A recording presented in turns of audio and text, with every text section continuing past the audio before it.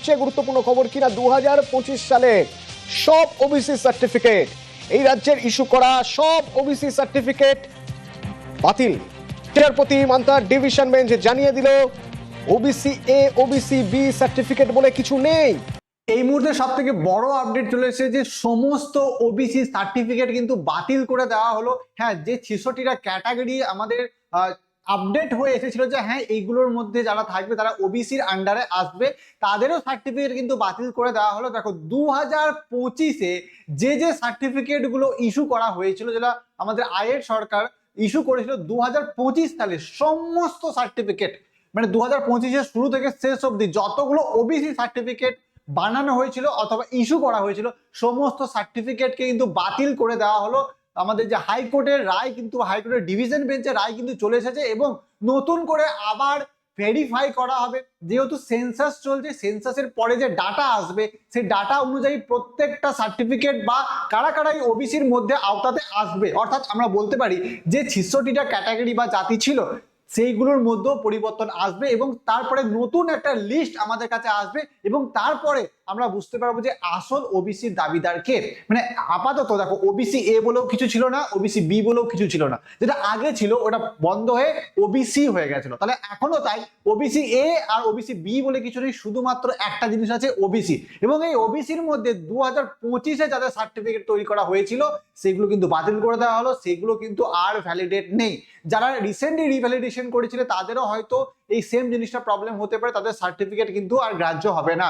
এবার এটা রিগার্ডিং যে অফিসিয়াল নোটিফিকেশন সেটা এখনো প্রকাশিত হয়নি, এটা কিন্তু অফিসিয়াল নোটিফিকেশন আমাদের খুব তাড়াতাড়ি চলে আসবে এবং যখনই আমাদের একটা অফিসিয়াল নোটিফিকেশন আসবে আমরা কিন্তু তোমাদেরকে পুরো এটার ইনফরমেশন দিয়ে দেবো।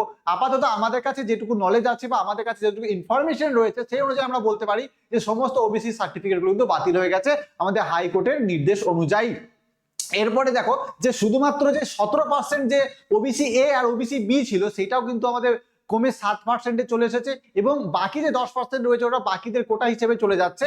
এবার যে একদম ওবিসি রিভ্যালিডেশন বা ওবিসি এনসিএল সেটা তো আছে, বাট এর মুহূর্তে যেটা সব থেকে বড় ব্রেকিং নিউজ তোমরা বলতে পারো যে 2025-এ সামথিং 11,000 বা 11,000-এরও বেশি যতটুকু ডাটা এখনো কিন্তু কাউন্টিং হচ্ছে যে কতগুলো সার্টিফিকেট তৈরি করা হয়েছিল সেই 2025-এর মধ্যে যখন দুয়ারে সরকার বা যে ভোট এসেছিল তার আগে অনেকগুলো সার্টিফিকেট তৈরি করা হয়েছিল, সেখানের মধ্যে অনেক জাল সার্টিফিকেট রয়েছে, তার জন্য পুরোপুরি সমস্ত সার্টিফিকেটকে বাতিল করে দেওয়া হচ্ছে। আবার যারা যারা একদম পুরোভাবে একদম সম্পূর্ণভাবে ওবিসি দাবিদার হিসেবে আসবে, নতুন ক্যাটাগরি লিস্ট আসবে, অফিসিয়াল নোটিফিকেশন আসবে, তারপরে কিন্তু সমস্ত কিছু আবার তৈরি হতে শুরু করবে। এই মুহূর্তে দেখো এসএলএসটি যে এক্সাম 11-12-এর হয়েছিল সেটা রিক্রুটমেন্ট অনেককে নোটিশ দিয়েছিল, পুলিশ ভেরিফিকেশনের ডেট দিয়েছিল, সেগুলো কিন্তু স্থগিতাদেশ চলে এসেছে। মানে সমস্ত যে রিক্রুটমেন্ট প্রসেস গুলো রয়েছে সেগুলোর মধ্যেও কিন্তু এখন স্থগিতাদেশ চলে এসেছে, সেগুলো কিন্তু এখন বন্ধ হয়ে গেছে। এখন কখন ওবিসির মামলা নিয়ে নতুন জটলা কাটবে তারপরে কিন্তু আবার সমস্ত রিক্রুটমেন্ট গুলো শুরু হবে। মানে আপাতত স্টেট গভর্নমেন্টের যত সব রিক্রুটমেন্ট গুলো রয়েছে সেগুলো কিন্তু এখন স্থগিত হয়ে গেল।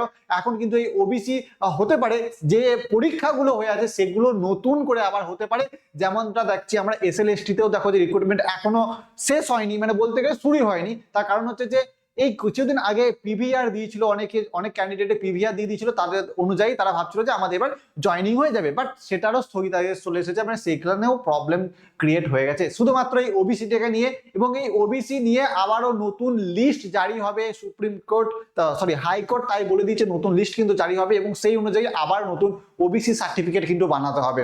তো এটার একদম অফিসিয়াল নোটিফিকেশন এলে আমরা সব থেকে আগে তোমাদেরকে আপডেট করে দেবো। ততক্ষণের জন্য সুস্থ থাকবে, ভালো থাকবে। আজকে ভিডিও এটুকুই ছিল, টাটা।